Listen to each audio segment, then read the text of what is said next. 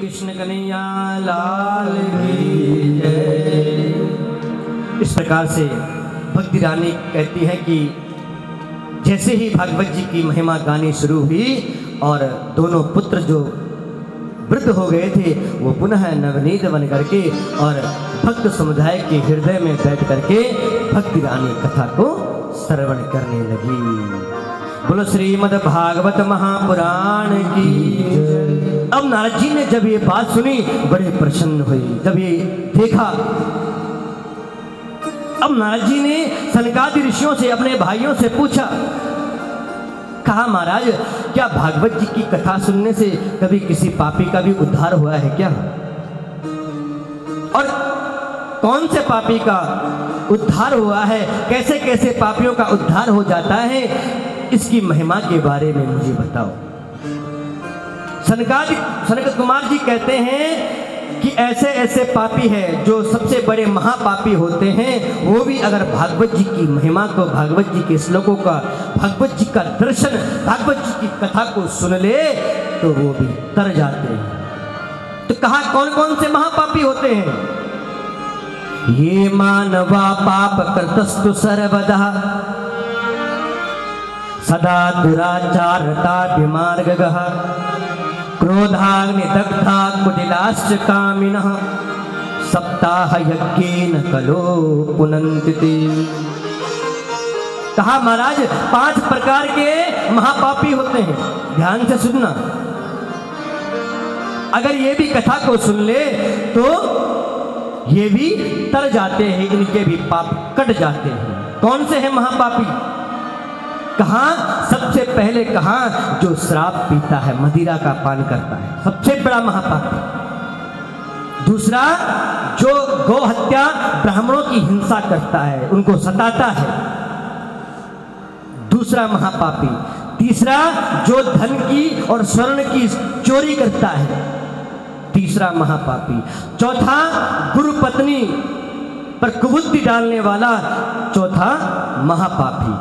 और जो विश्वासघात करे वो महापापी, जो हिंसा करे वो महापापी, जो इन सब का संग करे वो सबसे बड़ा महापापी। कहा अगर ये भी कथा सुन ले तो इनके पाप दूर हो जाते हैं। कहते हैं भागवत सुनने से, नारद जी ने पूछा क्या महाराज कोई पापी की कथा सुनने से कोई तरह है क्या? किसी को भागवत जी की महिमा को सुन करके किसी का कल्याण हुआ है क्या? कहा हाँ महाराज। कहा क्या उदाहरण हमें बताओ। तब जाकर के सनकादि ऋषियों ने कथा सुनाई। क्या कहा? तुंगभद्रा तटे पूर्वम भूतपत्नन मुक्तमम यत्र वर्णा सुधर्मेण सत्य सत्कर्म तत्परः आत्मदेवः पुरे तस्मिन् सर्वद्वेद विशारदः श्रोतस्मात् तेषु निष्णातो द्वितीयम् इव भास्करः। कहा महाराज सनत कुमार कह रहे हैं नारद जी, दक्षिणी भाग में तुंगभद्रा नदी के तट पर एक गांव था और उस गांव में एक ब्राह्मण देवता रहते थे। उन ब्राह्मण देवता का नाम था आत्मदेव जी। बड़े विद्वान, बड़े प्रतिष्ठित व्यक्ति, बड़े सम्मानित व्यक्ति थे आत्मदेव महाराज जी। बड़े ध्यान से सुनना मेरी बातों। उनकी पत्नी का नाम था धुंधली, बिल्कुल उनके विपरीत थी। लोकवार्ता क्रूरा प्रायशो बहुजल विकः सूरात ग्रह कृतेषु कृपणः कलह प्रिया। कैसा स्वभाव था उस धुंधली का?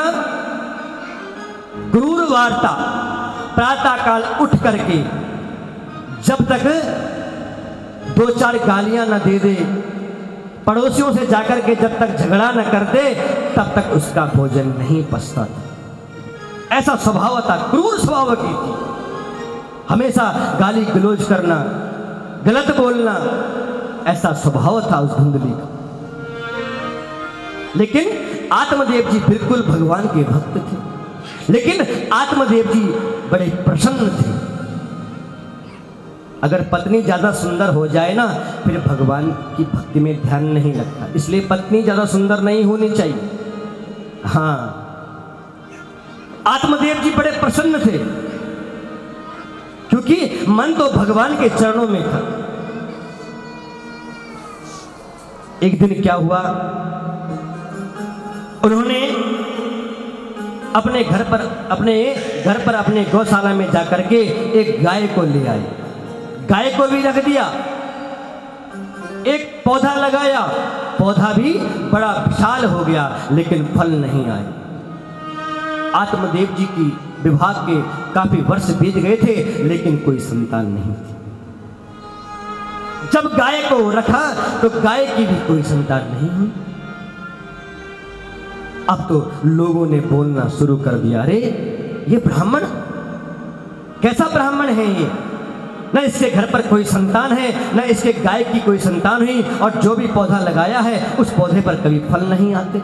अरे इस ब्राह्मण के हाथ से तो जल भी पीना बड़ा व्यर्थ। ओहो, जैसी आत्मदेव जी ने ये बात सुनी, बड़े मन को दुखी हुई। ये लोगों के मुख से मैं क्या सुन रहा हूं? चिंता करने लगे और आज जंगल में चले गए हैं आत्मदेव महाराज। जंगल में जाकर के एक वृक्ष के नीचे बैठ करके रोने लगे। क्या करूं, किससे पूछूं, कहां जाऊं, मेरा दुख का कारण क्या है? इतने में क्या हुआ कि उसी जंगल में एक महात्मा जी पहुंच गए। जो भगवान का भक्त होता है ना मेरी माताओं, उसको हमेशा दर्शन देने के लिए कोई संत महात्मा जरूर आते हैं, चाहे वो किसी रूप में भी आए, लेकिन अवश्य आते हैं। आज जैसे ही ब्राह्मण आत्मदेव जी रोने लगे, इतने में एक महात्मा जी पहुंच गए। कम रोदसी विप्रतम काते चिंता बलियसी बलत्तम सत्वरम मह्यम सस्य दुख से कारणम। अरे ब्राह्मण देवता, कम रोदसी, क्यों रो रहे हो? हे विप्र, हे ब्राह्मण देव, क्यों रो रहे हो? और इस घनघोर जंगल में क्या कर रहे हो तुम? कहा महाराज, संत जी के जैसे ही देखा, आज संत जी के चरणों में लेट गए हैं ब्राह्मण देवता आत्मदेव जी। कहा महाराज, आप जैसे संतों के दर्शन बड़े भाग्य से होते हैं। कहा महाराज, मैं बड़ा दुखी हूं। कहा बताओ, क्या दुख है आपका? कहा मेरा एक ही दुख है कि मेरे घर पर संतान नहीं है। मेरे घर पर जो भी गाय रखी है, उस गाय का भी कोई बछड़ा नहीं है। जो भी पौधा लगाता हूं, उसमें कोई फल नहीं है, उसमें भी कोई फल नहीं है। महाराज क्या करूं? लोग मुझे धिक्कार रहे हैं, ताने सुना रहे हैं, मैं क्या करूं महाराज? कहा ब्राह्मण, तुम चाहते क्या हो? कहा महाराज, मैं आपसे एक आशीर्वाद चाहता हूं कि मेरे घर पर संतान हो जाए। संत जी ने कहा ब्राह्मण देव, आपके घर पर संतान आ जाएगी, इससे तुम्हें क्या फायदा है, क्या होगा? कहा महाराज, जब मेरी संतान होगी ना, तो मेरा छोटा सा बालक आएगा, संतान आएगी, वो मुझे तुतला तुतला करके मुझे पुकारेगी, कितना आनंद आता है महाराज। बड़े होकर के मेरी सेवा करेगा, मेरा पालन करेगा, मेरी सेवा करेगा। कोई सेवा करता है? कोई सेवा नहीं करता मेरी माता। मेरा वंश चलाएगा, यही तो सोचते हैं, घर पर पुत्र हो जाएगा तो आगे वंश चलाएगा, मेरा नाम चलाएगा। संत महात्मा जी कहते हैं, पुत्र वालों से क्या पुत्र नाम चलाते हैं? क्या वो वंश चलाते हैं, या फिर बुढ़ापे में वो सेवा करते हैं? कोई नहीं करता मेरी माताओं, लेकिन सब सोचते हैं, ये आस हर किसी की होती है कि मेरा पुत्र होगा, मेरी सेवा करेगा, हमें देखेगा, लेकिन पुत्र नहीं देखता। छोड़ छाड़ के चले जाते हैं। क्या फायदा ऐसा पुत्र का कि जिसको जीवन भर मां ने इतने कष्टों से 9 महीने तक गर्भ में रखा और वही बालक छोड़ छाड़ करके चला जाता। कहा ब्राह्मण देव, ये कौन से, क्या सोच रहे हो तुम? ये किसने कह दिया तुम्हें कि पुत्र वाले ही नाम चलाते? क्या तुलसी का कोई पुत्र था क्या? क्या मीरा जी के कोई पुत्र थे क्या? इनका नाम किसने चलाया है? सदा सदवादियों की प्रेमियों से प्रीत होती है, जिनके है कर्म उज्जवल बस उन्हीं की जीत होती है, बस उन्हीं की जीत होती है। ब्राह्मण, इस वियोग में मत रहे कि पुत्र तेरा नाम चलाएगा। तुमने इतिहास को नहीं पढ़ा क्या ब्राह्मण देवता? राजा सगर के 60,000 पुत्र हुए थे। कितने? 60,000। कौन से पुत्र ने सगर को सुख दिया? भस्म हो गए थे। कपिल भगवान का अनादर कर दिया था और भस्म हो गए थे। पीड़ियां लग गई थी, तपस्या करते करते पीड़ियां लग गई थी, तब जाकर के पूर्वजों का उद्धार हुआ था। ब्राह्मण, इस वियोग में मत रहना कि तुम्हारा पुत्र होगा, संतान होगी, वो तुम्हारी सेवा करेगा, वो तुम्हारा वंश चलाएगा, तुम्हारा नाम चलाएगा। नाम तुम्हारा पुत्र नहीं, नाम तुम्हारे कर्म चलाएंगे। जो कर्म करोगे, जैसा व्यवहार करोगे, जैसा तुम्हारा व्यवहार होगा, हर एक आदमी जरूर याद करेगा, बेचारा कितना बढ़िया था, कैसा व्यवहार था उसका, आहा कैसे कर्म थे उसके, कितना भक्ति भाव वाला था। लेकिन ब्राह्मण बात मानने के लिए तैयार नहीं था, क्योंकि ब्राह्मण के सर के ऊपर तो पुत्र का भूत सवार था। मेरी माताओं, कहा ब्राह्मण देवता, आपको क्या पता, आप जैसों को क्या पता कि संतान का सुख क्या होता है? मुझे तो बस संतान चाहिए महाराज, मुझे संतान की प्राप्ति करवा दो बस। आज संत महात्मा जी ने मस्तक देख दिया। पहले जमाने में होता था कि ब्राह्मण लोग, संत लोग मस्तक देख के ही बता देते थे। मस्तक जैसे ही देखा, अरे ब्राह्मण देवता तुम क्या बात कर रहे हो? इस जन्म की बात, सप्त जन्मावधि तव पुत्रो नेवच नेवच, इस जन्म की तो छोड़ दो, 7 जन्मों तक तुम्हारी कोई संतान नहीं होने वाली। ओहो, एक जन्म का नहीं 7 जन्म का बता दिया मेरी माताओं, 7 जन्म तक तुम्हारी कोई संतान नहीं होगी। अब तो ब्राह्मण ने जाकर के चरण पकड़ लिए, लेट गया जमीन पर। जब तुम 7 जन्मों तक का भविष्य के बारे में बता सकते हो, तो इस जन्म को पलट भी सकते हो। मुझे पुत्र चाहिए, अगर मुझे पुत्र नहीं मिला, संतान नहीं मिली, तो मैं अपने प्राणों को इसी जंगल में त्याग दूंगा। संत महात्मा ने कहा, अरे ब्राह्मण मत पढ़, इस झंझटों में मत पढ़ो, मत पढ़ो, मैं अभी भी तुम्हें समझा रहा हूं। लेकिन ब्राह्मण नहीं समझने वाला।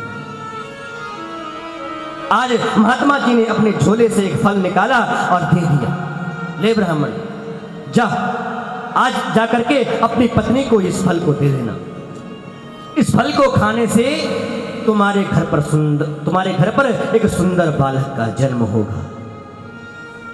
संत महात्मा जी ने जैसे ही प्रसाद दिया, बड़ा प्रसन्न हुआ, चरणों में दंडोत प्रणाम कर दिया।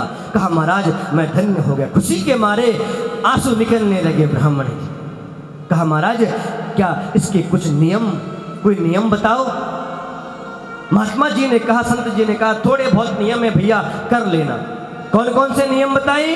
सत्यम शौचम दया दानम मेघ भक्तम तु भोजनम वर्षावधि स्त्रिया कार्यम तेन पुत्रोति निर्मला।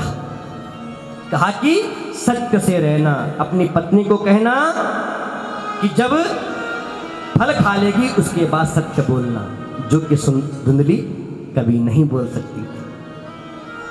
शौच में रहना, पवित्रता से रहना, जो कि धुंधली कभी नहाती नहीं थी। दान करना, दान का तो उसने कभी नाम ही नहीं सुना था। और एक समय भोजन करना, ये गर्भवती जो स्त्रियां होती हैं उनको उनके नियम है मेरे माता। सत्य से रहना, सत्य का प्रचार करना, भगवान की कथाओं को सुनना, भगवान की कथाओं को सुनना, उनका पठन पाठन करना गर्भवती स्त्रियों को चाहिए। ये हमको शिक्षा देनी चाहिए अपनी बहू बेटियों को। बेटा भगवान की कथाओं को पढ़ो। लेकिन कोई नहीं देखता। वो तो आजकल तो अलग अलग से है ना चलते रहते हैं, हमें तो नाम भी नहीं पता मेरी माताओं, देखने की तो बात रहे दूर। आस्था चैनल अगर लग गया तो घर के सब लोग हट जाएंगे। महाराज जी अपनी कथा सुनाते रहेंगे, उसको कोई नहीं सुनेगा। लेकिन कोई चित्र आ रहा है, कोई वैसी कहानियां आ रही है तो पूरा परिवार बैठ करके देखेगा। बिग बॉस आने वाला है, हाँ सबको याद रहता है, इस चीज का सबको याद रहता है। लेकिन रामायण कब आनी है, महाभारत में कब आना है, भागवत जी कथा कितने बजे से आती है, ये किसी को नहीं पता। और चीजों का सब पता रहता है। इसलिए हमें इस कथाओं से हमें यही तो सीख मिलनी चाहिए। थोड़ी सी भी भक्ति मिल गई ना तो 7 दिन में कथा सुनने का लाभ प्राप्त हो जाएगा मेरी माता। कहा कि सत्यम शौचम दया दानम मेक भक्तम तो भोजनम, एक समय भोजन करना, और ऐसा करने से तुम्हारे घर पर निर्मल एक सुंदर सा पुत्र होगा। ना कि जाकर के बाजार में बढ़िया अलग अलग की चीजों को खाना नहीं चाहिए, ना कि कहीं जाकर के पिक्चर देखने के लिए चले जाओ। अरे कहीं कथा हो रही है वहां जाकर के बैठ जाओ, कथा सुन लो। ये नियम बताए गए हैं। 1 वर्ष तक सत्य बोलना, पवित्रता से रहना, दया करनी है, दान करना है। बस ये 5 नियम जैसे ही बताए, आज संत महात्मा जी के चरणों में प्रणाम किया और आत्मदेव जी महाराज आज अपने घर को चले गए। अपने घर में जैसे ही पहुंचे, आज धुंधली को आवाज लगाई, अरे देवी बाहर आओ, देखो मैं तुम्हारे लिए क्या लेकर के आया हूं। धुंधली तो दौड़ के आई। धुंधली को लगा पता नहीं आज पंडित जी महाराज क्या वस्तु लेकर के आए, कोई कीमती सा गहना, एक कीमती सी कोई साड़ी लेकर के आए हैं लगता है। दौड़ के गई, बताओ बताओ क्या लेकर के आए हो। एक फल निकाला, इस फल को खा लो देवी। कहा फल? कहा ये संत जी ने दिया है, संत जी का प्रसाद है, और इसको खाने से हमारे घर पर सुंदर बालक का जन्म होगा। धुंधली ने सोचा क्या फल खाने से कोई संतान होती है क्या? अरे पता नहीं पंडित जी आप भी किन किन की बातों में आ जाती हो। कहा देवी मेरी बात का यकीन करो, क्योंकि वो तो कुबुद्धि की थी, उल्टा ही सोचती थी। उसने फल पकड़ लिया, कहा ठीक है मैं खा लूंगी, जाओ। और ये हकीकत है, संत महात्माओं के वचन में सत्यता होती है मेरी माताओं। एक संत जी थे, रामानंद संप्रदाय के संत जी थे। उनके आश्रम में एक नवविवाहिता, नया नया विवाह जिनका हुआ था, वो गई थी, वह पति अपनी पत्नी को लेकर के, और उसकी एक छोटी सी कन्या भी थी, उसको लेकर के चली गई। अब संत महात्मा जी के चरणों में जैसे ही प्रणाम किया, संत महात्मा जी के मुख से जैसे ही निकला, अरे बेटा ये बालक किसका है? वो दोनों लोग हंसने लगे। कहा महाराज ये बालक नहीं है, ये तो कन्या है,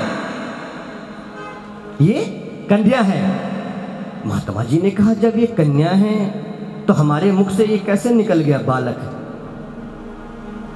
अरे ठीक से पहचानो, ये कन्या है कि ये बालक है? और देखा तो वो कन्या ही साक्षात बालक बन गई। बोलो वृंदावन बिहारी लाल की। संत महात्माओं के वचन में सत्यता होती है। लेकिन धुंधली ने वो फल तो ले लिया। पंडित जी महाराज आज बड़े प्रसन्न हो रहे हैं कि अब मेरे घर पर भी खुशियां आएगी, संतान आएगी। बड़े प्रसन्न हो रहे थे। जाकर के लोगों को से कहने लगे, अरे अब देखना तुम, मेरे घर पर सुंदर बालक का जन्म होगा। लोग फिर मजाक उड़ाने लगे, अरे ब्राह्मण कब से तुम एक बात कहते हो बस। अब धुंधली उस फल को लेकर के बैठी हुई थी, ध्यान से सुनना, उस फल को लेकर के बैठी हुई थी, इसको खाऊं कि ना खाऊं, खाऊं या ना खाऊं, क्या करूं। इतने में पड़ोसन आ गई। पड़ोसन ने कहा, अरे धुंधली बहन क्या सोच रही हो, क्या बात है। कहा बहन तो सही समय पर आई। अच्छा सुनो, क्या फल खाने से क्या संतान की उत्पत्ति होती है। कहा क्या कहना चाहती हो। कहा आज हमारे पंडित जी महाराज कोई फल लेकर के आए हैं और उन्होंने कहा कि इस फल को खाने से संतान की प्राप्ति होगी, क्योंकि ये संत जी ने प्रसाद दिया है। पड़ोसन ने कहा, हाँ बहन ये सत्य है, संत महात्माओं के वचन में इतनी सत्यता होती है कि इस फल को तू खा ले। फिर उसने सोचा, कुतर्क करने लगी है आज पड़ोसन के साथ। कहा कि सोचने लगी, कहीं मैं इस फल को खा जाऊंगी और कहीं मेरा गर्भ ठहर गया तो। कहा वो अच्छी बात है। कहा फिर 9 महीने तक 10 महीने तक मुझे कहीं नहीं जाना पड़ेगा। कहा बहन इसमें क्या कौन सी बड़ी बात है। कहा अगर गांव में भूकंप आ गया सब लोग तो दौड़ जाएंगे, मैं तो दौड़ ही नहीं पाऊंगी। पड़ोसन कहती है, धुंधली क्या आप सोच रही है, क्या कुतर्क कर रही है तू, इस फल को खा ले, ये महात्मा जी ने संत जी ने आशीर्वाद के रूप में दिया है। कहा अगर मेरा गर्भ ठहर गया तो मेरे घर का काम कौन करेगा। कहा सुन, अपनी ननद को बुला लियो, वो तेरा घर का काम भी कर लेगी और जब तुम्हारे घर पर संतान हो जाएगी तो उसको कुछ बधैया के रूप में कुछ ज्यादा रुपया पैसा दे देना, खुश कर देना। लेकिन वो कहती नहीं नहीं, मैं ननद को नहीं बुला सकती, अगर ननद मेरे घर पर आ गई तो वो तो मेरा घर पूरा खाली करके चली जाएगी। तो कहा कोई बात नहीं, किसी को रख लियो, लेकिन तू इस फल को खा ले। अब बड़ी देर तक कुतर्क कर रही है धुंधली, लेकिन उसने तब भी फल नहीं खाया।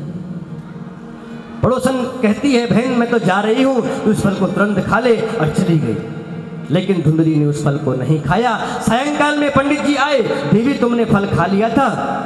कहा फल वो अभी तक रहता क्या, वो तो मैंने उसी समय खा लिया था। झूठ बोल दिया। अब पंडित जी बड़े खुश होने लगे, प्रसन्न हो रहे हैं। अगले दिन क्या हुआ, धुंधली की बहन आ गई। कहा बहन सुनो, बहुत बड़ी एक समस्या आ रखी है, एक मुसीबत आ रखी है, मेरी बात सुनो। कहा बताओ बताओ क्या बात है बहन। कहा कल तुम्हारे जीजाजी एक फल लेकर के आए हैं, कहा कि इस फल को खाने से संतान की उत्पत्ति होगी, क्या इस फल को खाना चाहिए नहीं खाना चाहिए।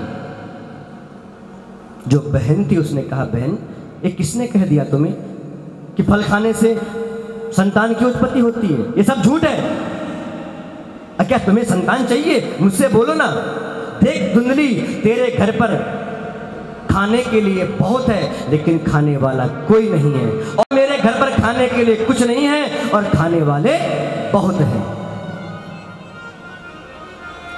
मेरा गर्भ ठहरा हुआ है और जो गर्भ उत्पन्न होगा वो मैं तुझे दे दूंगी, तू चिंता मत कर, तू मेरे पति को कुछ धन दे देना। आज दोनों बहनों ने आपस में बात की। कहा इस फल का क्या करें फिर। कहा तुम इस फल को जाकर के अपनी गाय को दे दो, क्योंकि गाय का भी तो कोई संतान नहीं हुई है, फल गाय खा लेगी और संत जी के आशीर्वाद का फल की भी परीक्षा हो जाएगी। कहा ये बहन तो सही कही है, लेकिन बहन कहीं तू ऐन मौके पर मुकर मत जाइयो। कहा अरे तो चिंता मत कर, फल तो गाय को दे दिया। अब झूठ मूठ का अपने पेट पर आज धुंधली कपड़े बांध करके पंडित जी के पास जाती है। कहा महाराज मुझे उस फल को खा करके बड़ा संतोष मिला है, मुझे फल मिलने वाला है। आज ब्राह्मण देवता बड़े प्रसन्न हुए, ठाकुर जी से प्रार्थना कर रहे हैं, प्रभु मेरे घर पर संतान की उत्पत्ति होगी तो मैं बड़ी धूमधाम से खुशियां मनाऊंगा। लोगों के घरों में जा जा करके बोलते हैं ठीक 10वें महीने में आज धुंधली की जो बहन थी गर्भवती हुई और रातों रात जो पुत्र था उसको धुंधली के घर पहुंचाया गया। धुंधली ने धन निकाला, अपनी बहन को दे दिया और पुत्र को लेकर के पंडित जी के सम्मुख चली गई। कहा, महाराज आपके घर तो लाला भयो, आपके घर तो लाला का जन्म हुआ है। ब्राह्मण देवता ने जैसी ये बात सुनी बड़े प्रसन्न हुए, ब्राह्मणों को जाकर के बुलाया, संतों को जाकर के बुलाया और दान देना शुरू कर दिया। गाय दान शुरू किया, स्वर्ण का दान शुरू करा, भूमि का दान शुरू कर दिया। आज आत्मदेव जी ने, लोगों को जब पता चला आत्मदेव के यहाँ पुत्र की प्राप्ति हुई है, लोग दौड़ दौड़ करके दर्शन करने के लिए आने लगे। लेकिन ठीक कुछ महीने बाद जिस गाय को फल दिया था उस गाय के गर्भ से भी एक बालक का जन्म हो गया। बोलो वृंदावन बिहारी लाल की। जैसे उस गाय के गर्भ से जन्म हुआ, वह किस रूप में? एक बालक के रूप में। केवल कान उसके गाय की तरह थे। आज जब लोगों को यह पता चला कि संत महात्मा के आज आत्मदेव के घर पर गाय के भी बालक जन्म हुआ है, तो भीड़ होने लगी, लोगों की भीड़ देखने के लिए। ब्राह्मणों को, संतों को बुलाया गया कि अब जाकर के इनका नामकरण संस्कार किया जाए। पहले तो गाय का जो बछड़ा हुआ था उसका नाम रख दिया गोकर्ण। बोलिए गोकर्ण जी महाराज की। अब जैसे ही आत्मदेव जी अपने पुत्र का नाम सोच रहे थे, आत्मा जायते पुत्र, तो मेरे पुत्र का नाम होगा आत्मदेव मेरा नाम, तो मेरे पुत्र का नाम ज्ञानदेव। हाँ, ये सही रहेगा। इतने में धुंधली बोल पड़ी, अरे पंडित जी क्या सोच रहे हो? कहा, मैं अपने पुत्र का नाम सोच रहा हूँ कि ज्ञानदेव रख दो। धुंधली कहती है, अच्छा 9 महीने तक गर्भ में मैंने इसको रखा और नाम तुम रखोगे? नाम मैं रखूंगी। कहा, देवी कोई बात नहीं, नाम तुम ही रख दो। और आज धुंधली ने नाम रख दिया धुंधकारी। जतो नाम ततो गुण। धुंधकारी का मतलब जहां अंधेरा अंधेरा हो उसको कहते हैं धुंधकारी। लेकिन आजकल तो संतान होनी होगी 9 महीने बाद, लेकिन पहले ही नाम पता चल जाते हैं, है ना? ये नाम रखेंगे जी, ये नाम रखेंगे। गूगल बाबा हमारे पहले ही नाम बता देते। नाम कैसा होना चाहिए? जो भगवान से मिलता जुलता हो, ऐसा नाम होना चाहिए मेरी माताओं। कि हम जैसे हमने बालक का, अपनी पुत्री का नाम लेंगे तो हम उतनी देर भगवान का नाम हमारे मुख में आएगा। आगे कथा सुनेंगे आप कि एक ब्राह्मण ने, अजामिल ने अपने पुत्र का नाम रखा था नारायण, और उसी भगवान के नाम से उसको वैकुंठ की प्राप्ति हुई थी। लेकिन आजकल समय में ऐसे नाम रखे जाते हैं, पता ही नहीं चलता कि मनुष्य का नाम है कि कुत्ते का नाम है, पता ही नहीं चलता। कभी कभी ऐसे नाम भी हमें सुनने के लिए मिलते हैं। इसलिए बच्चों के नाम हो भगवान से मिलते जुलते वाले, ऐसे नाम होने चाहिए। धुंधली ने अपने पुत्र का नाम रख दिया, धुंधली ने अपने पुत्र का नाम रख दिया धुंधकारी। गोकर्ण पंडितो ज्ञानी धुंधकारी महाखला। कहते हैं कि ख्याति तो दोनों ने ही प्राप्त करी थी। गोकर्ण जी जहां भी जाते थे हो जाता था जय जयकार। धुंधकारी जहां भी जाता था हो जाता था हाहाकार। ख्याति तो दोनों ने ही प्राप्त करी थी। गोकर्ण महाराज जी बहुत बड़े ज्ञानी महात्मा पंडित बने, और धुंधकारी महाखल महादुष्ट पापाचारी दुराचारी जुआ खेलने वाला शराबी चोरी करने वाला ऐसा पुत्र आज आत्मदेव के घर पर जन्म हो गया। आज आत्मदेव जब धुंधकारी बड़ा हुआ तो जाकर के चोरी करने लगा, वेश्यावृत्ति करने लगा। घर का जो धन था सब जुए में हार गया, शराब पी करके हार गया। आज आत्मदेव जी रोने लगे। वही ब्राह्मण जो जंगल में जाकर के पुत्र के लिए रो रहे थे, और वही ब्राह्मण आज रो रहा है। क्यों? कि ऐसा पुत्र क्यों हुआ? इससे अच्छा था तो मर ही जाता, तो होता ही नहीं तो ठीक था। कभी कभी ऐसी समस्या भी आ जाती है मेरी माताओं। आत्मदेव जी रोने लगे, कहां जाऊं, अब किसके पास जाऊं? इतने में क्या हुआ कि गोकर्ण जी महाराज आ गए। कहा, पिताजी आप क्यों रो रहे हो? क्या दुख है आपको? कहा, बेटा मैं आपको क्या बताऊं, ये धुंधकारी कितना दुष्ट, दुराचारी, मदिरा पान करने वाला, वैश्यावृत्ति करने वाला, इसने तो सारा धन हमारा डुबा दिया है, कुल का ही नाम बर्बाद कर दिया है। गोकर्ण जी कहते हैं, पिताजी कौन किसका भाई, कौन किसका पिता? कोई किसी का नहीं होता पिताजी, ये तो एक यात्रा है और हम लोग सब यात्रा में चल रहे हैं और यही अंतिम पड़ाव है मृत्यु का। आत्मदेव जी से कह रहे हैं, गोकर्ण जी एक आदमी लेटा जमी पर, लोग कहते हैं मर गया। एक आदमी लेटा जमी पर, लोग कहते हैं मर गया। अरे वो बेचारा था सफर में, आज अपने असली घर को गया, आज अपने असली घर को गया। असली घर तो भगवान के बैकुंठ में है मेरी माताओं। ये तो एक सफर है जिस सफर में हम चल रहे हैं। आज मैं हूं, मेरी जगह दूसरा आएगा, उसकी जगह तीसरा आएगा, और जहां तक हमारा रिजर्वेशन क्या है, बस वहीं तक ही जाना, वहीं उतरना पड़ेगा। अगर नहीं उतरोगे तो काला कोट वाला यमराज आएगा और धक्के मार करके फेंक देगा बाहर।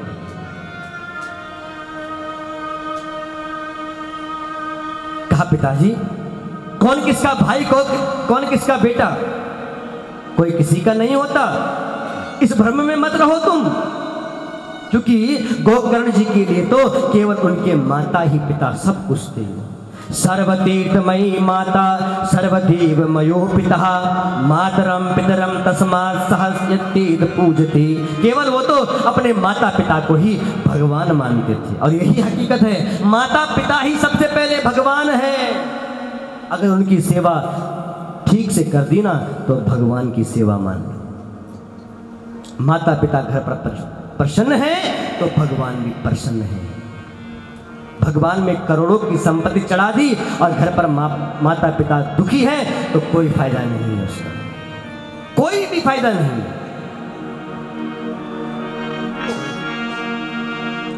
हमारे जोशी जी, हमारे सुनील जोशी जी भाई जी ने मेरे से एक दिन यही बात कही थी। कहा, भैया मैं पिताजी से बड़ा प्रेम करता था। आहा, मैं अपने पिता से बड़ा प्रेम करता था। देखिए कैसा पुत्र है,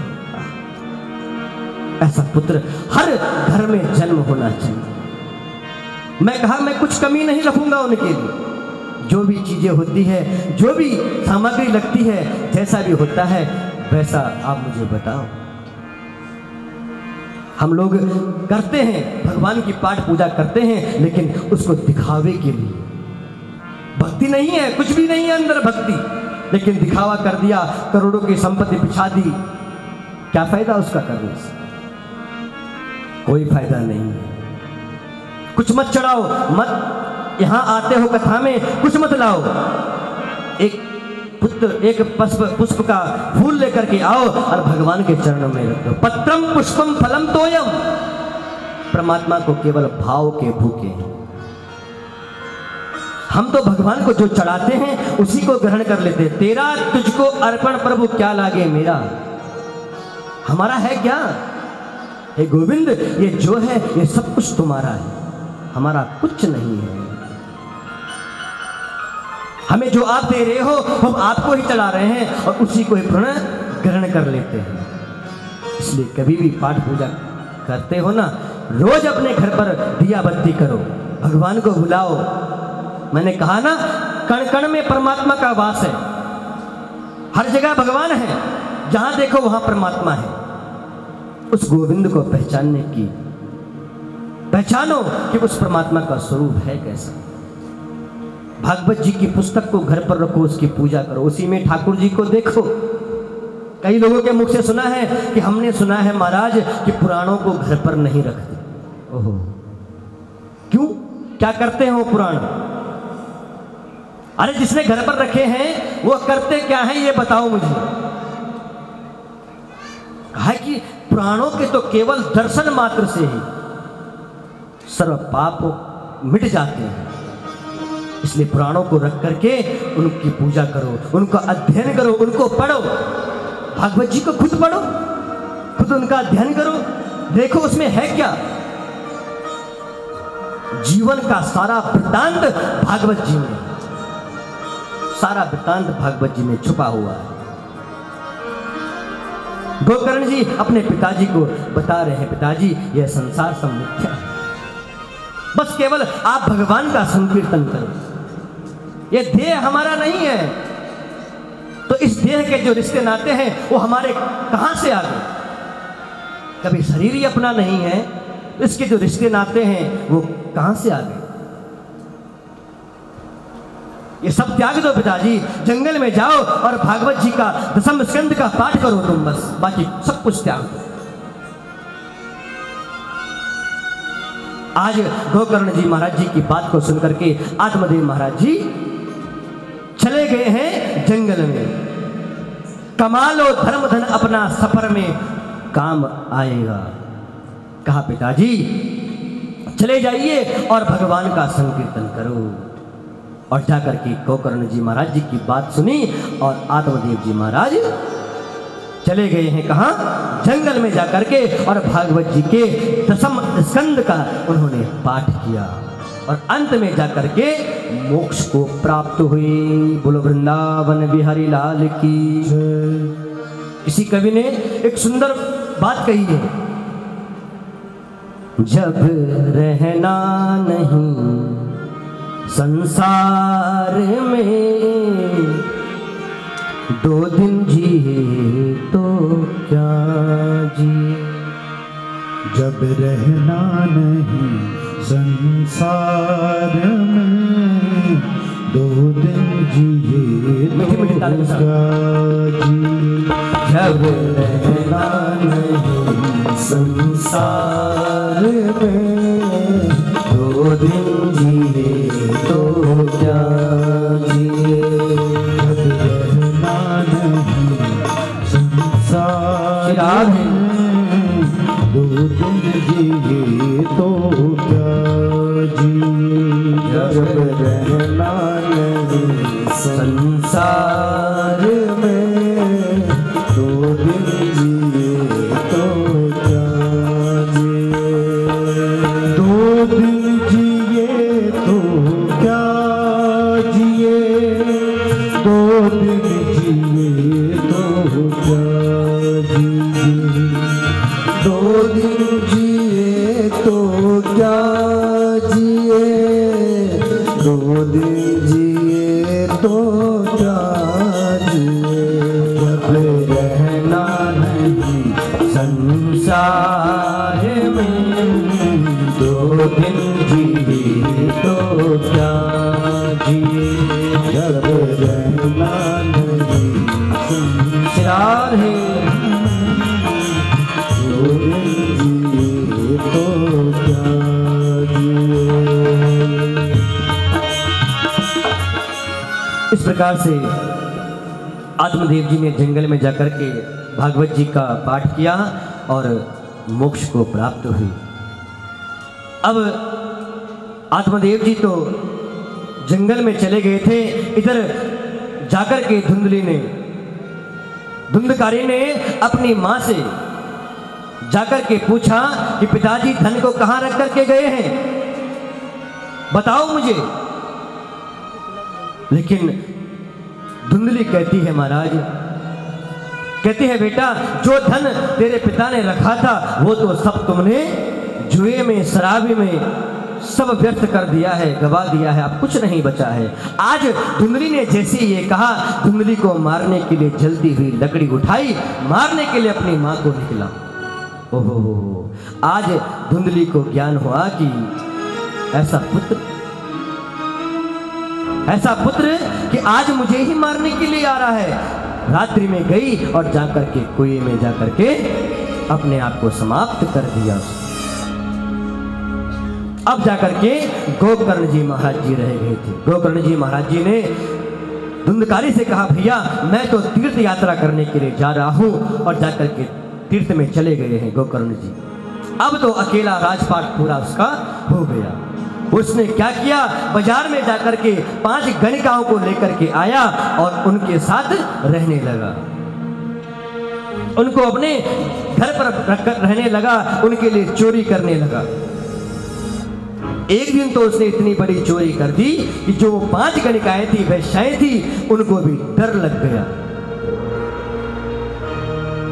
कि ये हम क्या कर रहे हैं, अगर इसके साथ हम भी पकड़े गए तो राजा हमको भी दंड देगा, इसलिए इसको ही समाप्त कर देते हैं। और आज उन्होंने जाकर के धुंधकारी को खूब मदिरा पान कराया, खूब शराब पिलाई, और शराब के नशे में उसका गला दबा दिया और जलते हुए अंगारे उसके मुख में डाल दिए और उसी को वहीं पर ही समाप्त कर दिया। धुंधकारी का वहीं पर ही प्राणों को त्याग दिया। प्राणों को जैसे ही त्यागा, उसके बाद उन्होंने उसके घर पे ही एक गड्ढा बनाया और उसको वहीं पर ही दफना दिया। वहीं पर ही दफना करके 5 गणिकाएं भाग गई, चली गई, लेकिन उसकी जो आत्मा थी वो प्रेत रूप में भटकने लगी, गांव वालों को परेशान करने लगी। गोकर्ण जी को जैसे इस बात का पता चला, उन्होंने गया में जाकर के उनका श्राद्ध पिंड किया। उसके बाद वो अपने घर को गए, लेकिन घर पहुंचते पहुंचते सायंकाल रात्रि हो गई थी। रात्रि काल में जैसे ही वह अपने घर पर पहुंचे तो घर पर देखा एक प्रेत आत्मा उस घर पर घूम रही है। धुंधकारी को जैसे उस प्रेत आत्मा को देखा, गोकर्ण जी कहते हैं, अरे कौन हो तुम, बताओ। लेकिन कुछ बोला नहीं, इशारा मात्र कर रहा है। जल लिया, जल से चीटा मारा तो वो प्रेत आत्मा बोल पड़ी। क्या कहती है, अहम भ्राता तदीयोस्मि धुंधकारी नामतः सुखीये नेव दोषेण ब्रह्मत्वम नाशितम मयः। कहा, भैया मैं आपका भाई धुंधकारी हूं। कहा, धुंधकारी तुम, और तुम्हारी ऐसी प्रेत योनि, प्रेत योनि में तुम कैसे पड़ गए हो। कहा, महाराज, कहा, अरे धुंधकारी, मैंने तो गया में जाकर के तुम्हारे पिंड दान करे, श्राद्ध करवाया, फिर भी तुम्हें प्रेत योनि मिली है। धुंधकारी कहता है, महाराज गया में एक नहीं तुम 100 श्राद्ध करवा दो, फिर भी मेरी आत्मा को शांति नहीं मिलने वाली। क्यों, क्या कारण है। कहा, मैं बहुत बड़ा पापी हूं, मैंने इस जीवन में पाप के अलावा कुछ किया ही नहीं है भैया, तो अब क्या करूं। कहा, ये मैं नहीं जानता, ये तो आप ही जानो कि क्या करना है। मुझे इस प्रेत योनि से छुटकारा दिलाओ बस, मैं बड़ा दुखी हूं, मैं बड़ा कष्ट में हूं भैया, मेरी रक्षा करो, मुझे क्षमा कर दो। कहा, तुम शांत हो जाओ, मैं तुम्हारे दुख का कारण अवश्य दूर करूंगा, तुम्हें प्रेत योनि से अवश्य छुटकारा दिलाऊंगा। प्रातः काल भी सारे गांव वालों को बुलाया गोकर्ण जी ने। कहा, भैया ऐसा मुझे कहा है मेरे भाई ने, अब मैं क्या कहूं। सारे क्षेत्र के जितने भी ब्राह्मण लोग थे, संत महात्मा थे, सब आए। सबने कहा कि अरे गोकर्ण जी, तुमने गया में जाकर के श्राद्ध पिंड करा दिया है, अब इससे बड़ा क्या हो सकता है। हमें तो अब कोई भी ऐसा मार्ग नहीं दिखाई दे रहा है, क्या किया जाए। लेकिन गोकर्ण जी ने जब देखा कहीं से भी मार्ग नहीं मिल रहा है, साक्षात भगवान सूर्य नारायण जी के सम्मुख गए। एक भगवान नारायण जी ऐसे हैं मेरी माताओं, जो रोज हमें प्रातः काल दर्शन देते हैं, नारायण भगवान। आज गोकर्ण जी ने हाथ जोड़े, हे प्रभु मेरे भाई के दुख को दूर करने के लिए कोई उपाय मुझे बताओ, क्या करूं मैं? तब जाकर के सूर्य भगवान ने कहा कि श्रीमद् भागवतान मुक्ति सप्ताहम वाचनम कुरु। हे गोकर्ण जी, अगर तुम चाहते हो तुम्हारा भाई धुंधकारी प्रेत योनि से अगर उसको छुटकारा दिलाना चाहते हो तो उसको भागवत जी की कथा सुनाओ। आज गोकर्ण जी महाराज जी ने अपने गांव में एक पंडाल बनाया, सभी गांव वालों को बुलाया और भागवत जी की कथा कहनी शुरू कर दी। अब जो भाई था उनका धुंधकारी, जो प्रेत आत्मा थी, उसने देखा मैं कहां जाऊं, कहां जाकर के कथा सुनूं, जहां एकांत होगा उसी में जाकर के मैं कथा सुनूंगा। वो उस कथा के मंडप में एक बांस का डंडा था, 7 ग्रंथ का बांस का डंडा था और उसके चित्र में चला गया और उस चित्र में जाकर के उसने कथा सुननी शुरू करी। पहले दिन की कथा सुनी, एक दिन की कथा जैसे ही विराम हुई, प्रथम जो ग्रंथ थी, जो पहले ग्रंथ थी, वो खुल पड़ी। दूसरे दिन की कथा हुई, दूसरी ग्रंथि खुली। तीसरे दिन की तीसरी, चौथे, पांचवें, छठे, सातवें और 7वें दिन में उस बांस के टुकड़े के 2 टुकड़े हुए और उससे एक दिव्य पुरुष की उत्पत्ति हो गई। बोलो वृंदावन बिहारी लाल की जय। दिव्य रूप धरो जातस तुलसी दाम मंडितः, पीतवासा घनश्यामो मुकुटी कुंडलान्वितः। आज वह प्रेत योनि जो धुंधकारी की थी वो आज दिव्य रूप में प्रकट हो गई। आज धुंधकारी को जैसे ही देखा पीले वस्त्रों में, गोकर्ण जी ने कहा भैया कौन हो तुम? कहा भैया मैं आपका भाई धुंधकारी, आज मुझे इस प्रेत योनि से छुटकारा मिल चुका है भैया, ये सब आपकी ही कृपा से है। और आज धुंधकारी ने भागवत जी की महिमा गानी शुरू करी। तभी तो बांस का डंडा लगाया जाता है कथा में, 7 दिन तक उसकी पूजा होती है। हमारे सुनील भाई जी ने भी आज सुबह से उस ग्रंथि की पूजन करी, ऐसे ही 7 दिन तक उस ग्रंथि का पूजन करें। आज धुंधकारी ने भागवत जी की महिमा गाई। धन्या भागवती वार्ता प्रेत प्रीड़ा विनाशनी, सप्ताहो वृथा धन्यम कृष्ण लोक फलप्रदः। धन्य है भागवत जी की वो कथा जिससे ऐसे प्रेत को, ऐसे दुष्ट को, एक पापी को आज वैकुंठ की प्राप्ति हुई। अब जैसे ही कथा विराम हुई, इतने में क्या हुआ कि आज वैकुंठ से एक दिव्य रथ आया और उस रथ में धुंधकारी की जो आत्मा थी उसको रखी गई और परमात्मा के वैकुंठ को जब जाने लगी, गोकर्ण जी ने कहा अरे भैया रुको रुको, ये भेदभाव कैसा कर रहे हैं आप? यहां कथा सुनने के लिए इतना बड़ा समुदाय बैठा हुआ है और विमान तुम एक ही लेकर के आए हो, क्या एक ही स्वर्ग में जाएगा? कहा महाराज यही स्वर्ग में जा सकता है। कहा क्यों? कहा क्योंकि जिस तरह धुंधकारी ने 7 दिन तक न कुछ खाया न पिया, 7 दिन 7 रात्रि तक केवल एक बांस के डंडे में बैठा रहा, कथा सुनता रहा, ऐसी कथा किसी ने नहीं सुनी। हम लोग कथा में बैठते हैं, 3 घंटे मात्र कथा होती है, लेकिन मन भटकता रहता है, कभी यहाँ कभी वहाँ, कभी वहाँ कहीं वहाँ, मन स्थिर नहीं रहता।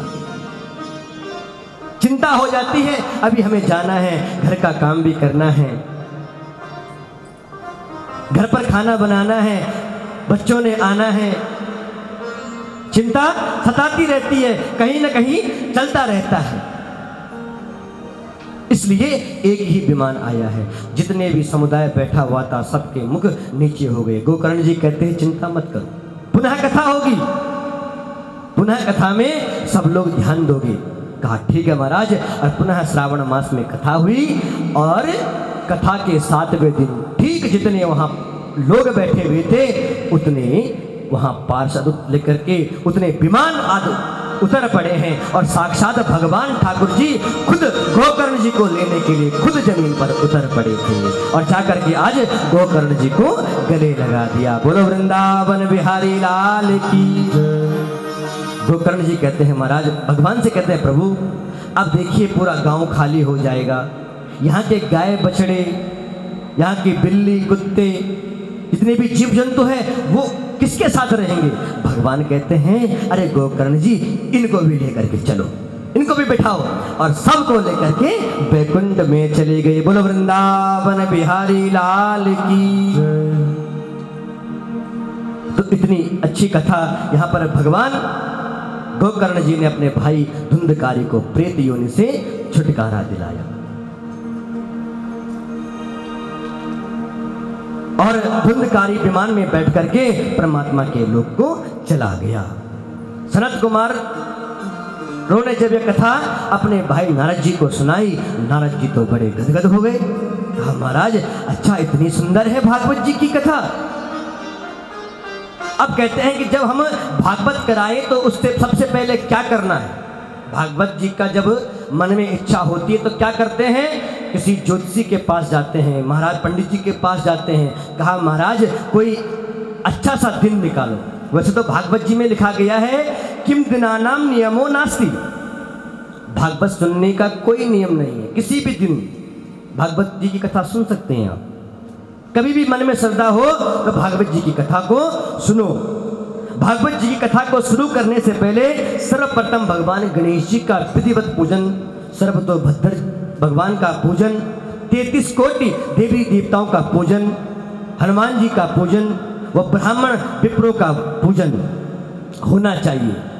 वैसे तो भागवत जी में पंच विप्राणाम 5 ब्राह्मणों का वर्णन करना चाहिए, लेकिन हमारे सुनील जी ने तो पता नहीं ब्राह्मण कितने हैं पता भी नहीं है, इतने ब्राह्मणों का वर्णन किया है। जितना जिसकी सामर्थ्य है उतने ब्राह्मणों को बुला करके भगवान का पूजन करना चाहिए। कहा कि वक्ता कैसा होना चाहिए? विरक्तो वैष्णव विप्रो वेद शास्त्र विशुद्धता दृष्टांत कुशलो धीरो वक्ता कार्योत्तिनस्वरा। जो कि दृष्टांत देने में वैष्णव होना चाहिए, ब्राह्मण होना चाहिए, वेद शास्त्र का ज्ञाता होना चाहिए, कथा सुनाने में निपुण होना चाहिए, भगवान के प्रति उसका अनुराग होना चाहिए, ऐसा वक्ता होना चाहिए।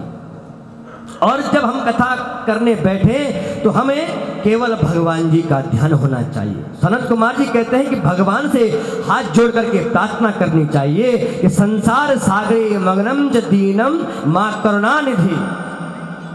ठाकुर जी से यही प्रार्थना करनी चाहिए कि ठाकुर जी इन 7 दिनों तक मेरा मन मेरी बुद्धि केवल आपके चरणों पर लगी रहे।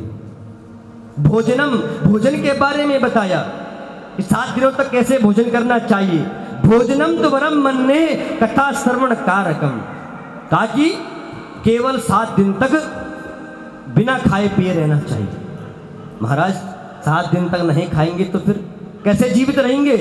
तो कहा कि 7 दिन तक केवल दूध का पान करो, दूध का पान करो बस। महाराज नहीं रह सकते दूध के बिना, भोजन के बिना तो हम रह ही नहीं सकते। कहा ठीक है कोई बात नहीं, एक समय भोजन कर लो, सायंकाल में भोजन कर लो, सुबह से उपवास रख लो।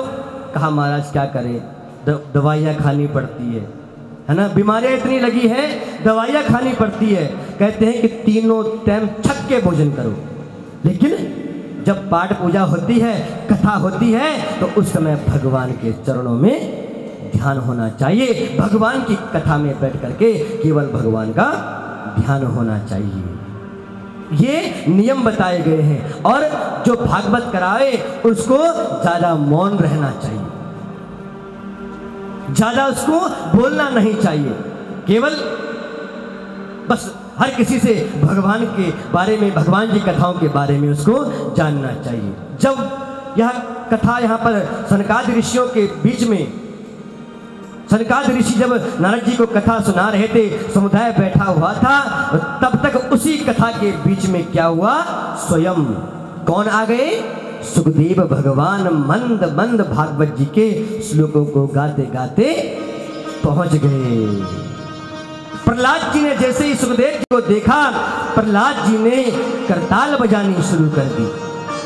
उद्धव जी ने मजीरा बजाना शुरू कर दिया और नारद जी खड़े होकर के बीना बजाने लगे और अर्जुन ने राग आलाप भरना शुरू किया और इंद्र ने मृदंग बजाना शुरू किया और सनत कुमार सब लोग जाकर के सुखदेव जी के साथ आज भगवान के संकीर्तन में डूब गए। बोलो वृंदावन बिहारी लाल की। निकुंज में भी राजे घनश्याम राधे राधे। कुंज में भी राजे घनश्याम राधे राधे। निकुंज में भी राजे घनश्याम राधे राधे। कुंज में भी राजे घनश्याम राधे राधे। श्याम राधे राधे घनश्याम राधे राधे। घनश्याम राधे राधे घनश्याम राधे राधे। श्याम राधे राधे घनश्याम राधे राधे। श्याम राधे राधे राधे राधे। श्याम राधे राधे घनश्याम राधे राधे। श्याम राधे राधे घनश्याम राधे राधे। श्याम राधे राधे घनश्याम राधे राधे। श्याम राधे राधे घनश्याम राधे राधे। श्याम राधे राधे घनश्याम राधे राधे। श्याम राधे राधे घनश्याम राधे राधे। श्याम राधे राधे घनश्याम राधे राधे। श्याम राधे राधे घनश्याम राधे राधे। घनश्याम राधे राधे। श्याम राधे राधे घनश्याम राधे राधे। श्याम राधे राधे घनश्याम राधे राधे। कुंज में भी राधे घनश्याम राधे राधे।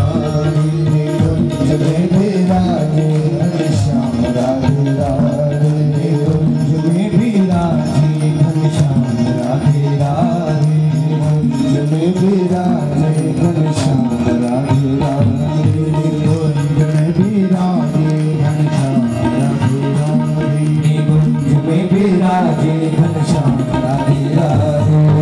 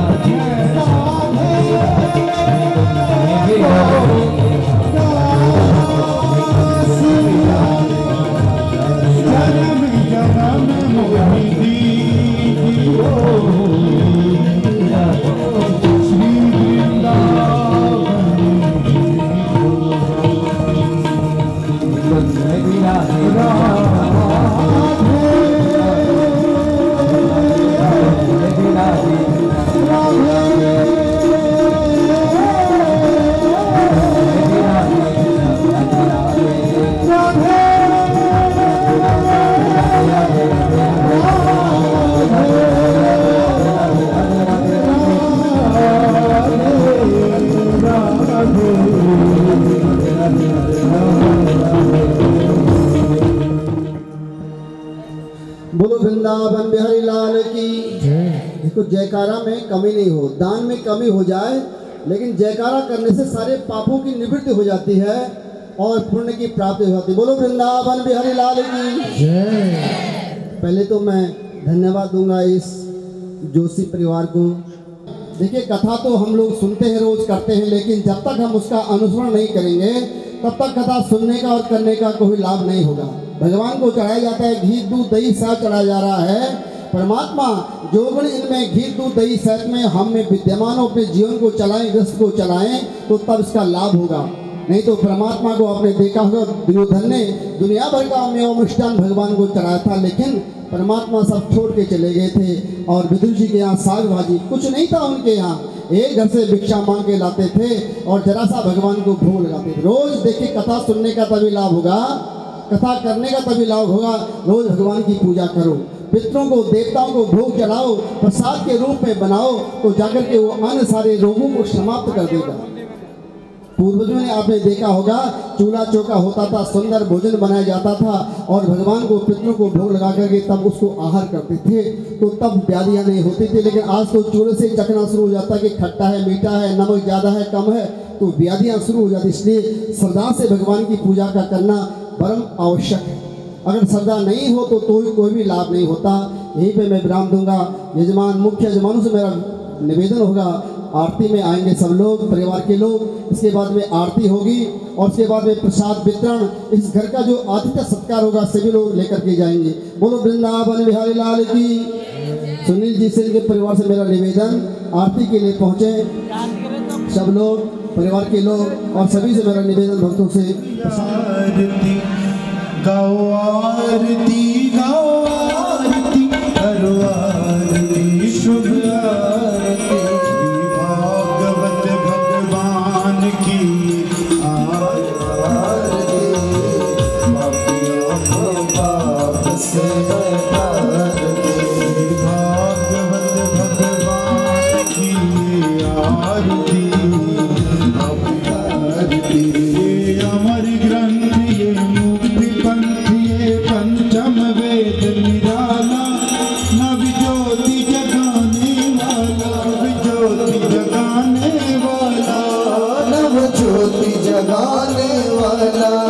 हरि नाम यही, हरि धाम यही, हरि नाम यही, हरि धाम यही, हरि नाम यही, हरि धाम यही, हरि नाम यही, हरि आरती पापियों को पाप से है आरती भागवत भगवान की है आरती पापियों को पाप से है आरती। नारायण नारायण जय नारायण नारायण जय नारायण नारायण जय नारायण नारायण नारायण नारायण जय नारायण नारायण जय नारायण नारायण जय नारायण नारायण। ये शांति गीत पावन पुनीत पुनीत पापों को मिटाने वाला, हरि दर्श कराने वाला, प्रभु दर्श कराने वाला, प्रभु दर्श कराने वाला। ये सुख करणी ये दुख हरणी, ये सुख करणी ये दुख हरणी, ये सुख करणी ये दुख हरणी, ये सुख करणी ये दुख हरणी, ये सुख करणी ये दुख हरणी, ये सुख करणी ये दुख हरणी। श्री मधुसूदन की आरती पापियों को पाप से है तारती, श्री भागवत भगवान की है आरती पापियों को पाप से है तारती। नारायण नारायण जय नारायण नारायण जय नारायण नारायण जय नारायण नारायण। मधुर बोल सदपंथी खोल सन्मार्ग बताने वाला, बिगड़ी को बनाने वाला। ये मधुर बोल सदपंथी खोल सन्मार्ग बताने वाला, बिगड़ी को बनाने वाला, बिगड़ी को बनाने वाला, बिगड़ी को बनाने वाला। श्री राम यही घनश्याम यही, शिव राम यही घनश्याम यही, श्री राम यही घनश्याम यही, श्री राम यही घनश्याम यही, श्री राम यही घनश्याम यही, श्री राम यही घनश्याम यही। प्रभु की महिमा की आरती पापियों को पाप से है तारती, श्री भागवत भगवान की है आरती पापियों को पाप से है तारती। आरती करो आरती शुभ आरती पापियों को पाप से है तारती, पापियों को पाप से है तारती, पापियों को पाप से है तारती। नारायण नारायण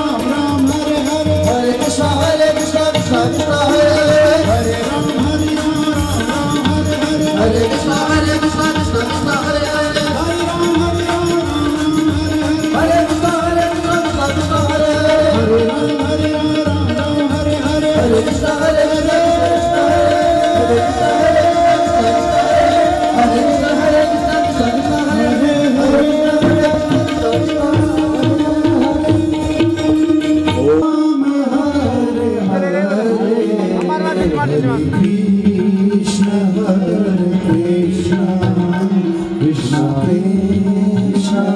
हरे हरे हरे राम कृष्ण कृष्ण कृष्ण हरे हरे हरे राम राम राम हरे हरे हरे कृष्ण कृष्ण कृष्ण हरे हरे हरे राम राम राम हरे हरे हरे राम राम हरे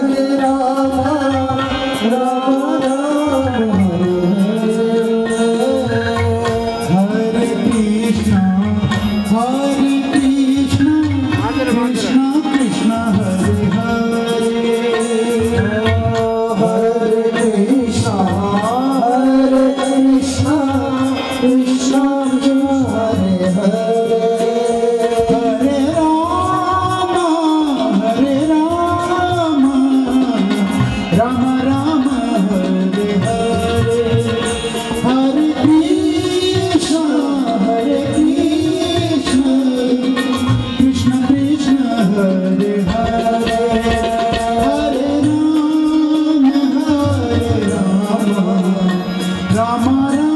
राम हरे हरे हरे कृष्ण कृष्ण कृष्ण हरे हरे हरे राम राम हरे हरे हरे कृष्ण कृष्ण कृष्ण हरे हरे हरे राम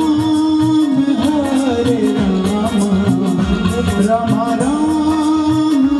हरे हरे हरे कृष्ण कृष्ण कृष्ण हरे हरे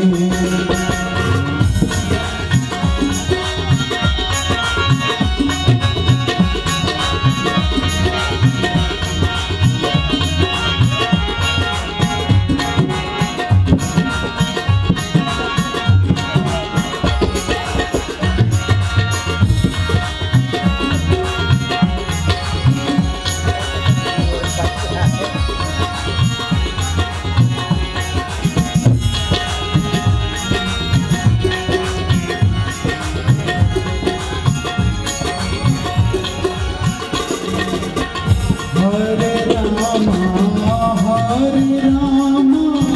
राम राम हरे हरे हरे राम राम हरे हरे हरे कृष्ण कृष्ण कृष्ण हरे हरे हरे कृष्ण कृष्ण कृष्ण हरे हरे हरे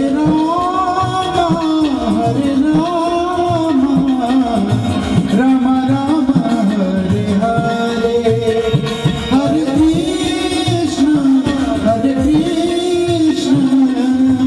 कृष्ण कृष्ण हरे हरे हरे राम राम हरे हरे हरे कृष्ण कृष्ण कृष्ण हरे हरे हरे राम राम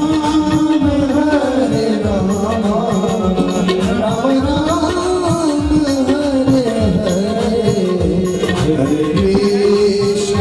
हरे कृष्ण कृष्ण कृष्ण हरे हरे हरे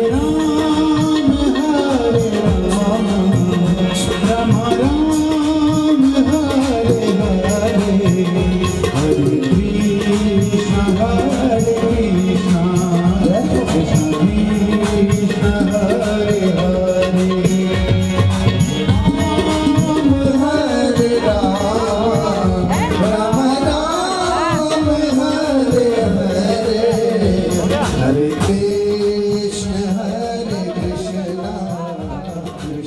हरे